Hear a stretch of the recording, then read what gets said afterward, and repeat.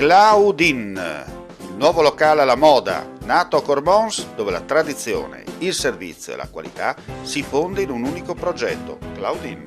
In via Friuli, incastonato lungo il viale d'accesso alla capitale del Coglio, aperto dal mercoledì al lunedì, il martedì si riposa dalle 7 alle 14 e dalle 17 alle 23.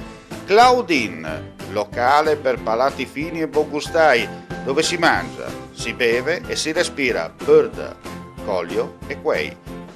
Sono Claudia Azzano, la titolare, e vi aspetto per le mie specialità. Cosa aspettate? Claudine, food, wine, music e sei in pole position.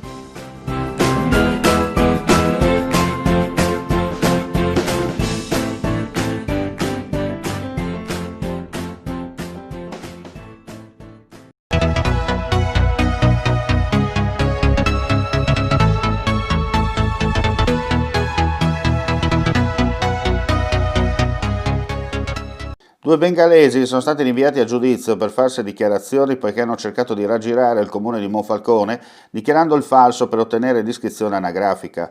Nel 2016 i due si erano presentati all'ufficio anagrafe per richiedere l'iscrizione, ma i numerosi sopralluoghi effettuati dalla locale polizia nell'appartamento che era stato indicato nella richiesta hanno dato sempre esito negativo. È scattato l'approfondimento per l'effettiva presenza dei soggetti nell'alloggio, interpellando la proprietaria dell'abitazione. La donna ha chiarito di non aver mai sottoscritto alcun contratto con i due stranieri, anche se era stato esibito un atto al comune.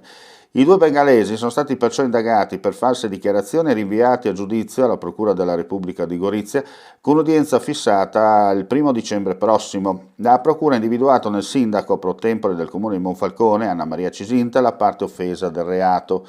La giunta comunale monfalconese ha deliberato di costituirsi parte civile nel procedimento, affidando la costituzione in giudizio all'avvocato Coppo di Monfalcone per vedere riconosciuta la responsabilità dei soggetti imputati della falsa dichiarazione.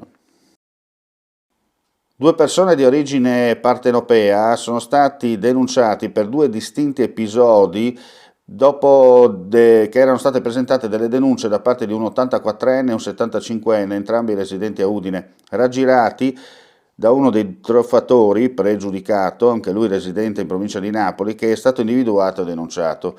Quest'ultimo, lo scorso ottobre, nel capoluogo friulano, aveva avvicinato i due pensionati spacciandosi per un venditore di prodotti ortofrutticoli, riuscendo a sottrarre loro, pensate, 200 euro cada uno e addirittura il borsello contenente i documenti, le chiavi di casa e il telefono cellulare, chiaramente senza consegnare poi la merce. I carabinieri pongono la massima attenzione alle fasce deboli della popolazione. Chiunque pensa di essere stato raggirato in questo modo deve chiamare immediatamente il numero d'emergenza 112. Chi nota persone sospette o vetture sospette deve chiamare il numero d'emergenza, sempre 112, o rivolgersi alla più vicina stazione dell'Arma presente sul territorio. I sindaci dei comuni della Carnia hanno approvato all'unanimità lo statuto della comunità di montagna della Carnia nel corso della prima assemblea del nuovo ente che giuridicamente dal 1 gennaio prossimo succederà all'UTI. L'assemblea, presieduta di diritto da Francesco Brollo, quale sindaco del comune più popoloso, cioè Tolmezzo, e svoltasi in modalità ibrida con alcuni sindaci in presenza, altri in videoconferenza, ha preso parte anche l'assessore regionale alle autonomie locali Pierpaolo Roberti. Su 28 comuni della Carnia lo statuto aveva ottenuto l'approvazione del 100% degli stessi, dove è stata portata in votazione ad esclusione del comune di Paolaro. Di 27 comuni che hanno approvato lo statuto, 18 consigli comunali lo hanno fatto all'unanimità. In particolare si sono registrati, sommando tutte le votazioni, 269 consiglieri comunali che hanno espresso voto favorevole, il 93% dei presenti, 8 contrari e 12 astenuti. Ha spiegato Brollo, secondo il quale adesso cominciamo a guardare il futuro con l'obiettivo di realizzare per l'estate del prossimo anno un piano di sviluppo della Carnia, che possiamo chiamare Carnia 2030, attraverso la chiamata al contributo di tutti coloro che hanno un contributo in idee e progetti per portare al tavolo. Il primo passaggio coinvolgerà i sindaci, quindi portatori di interesse. Al progetto abbiamo cominciato a lavorare con una cabina di regia che coinvolge gli enti della Carnia e che si estenderà nei prossimi mesi a tutte le attività rilevanti.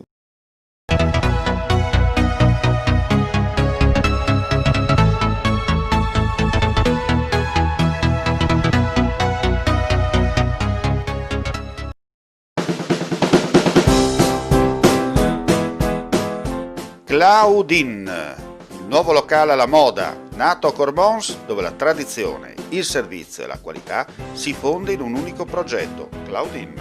In via Friuli, incastonato lungo il viale d'accesso alla capitale del Coglio, aperto dal mercoledì al lunedì, il martedì si riposa dalle 7 alle 14 e dalle 17 alle 23. Claudine, locale per palati fini e buongustai, dove si mangia, si beve e si respira Bird, Coglio e Quay.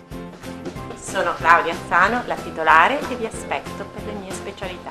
Cosa aspettate? Claudine, Food, Wine, Music e sei in pole position.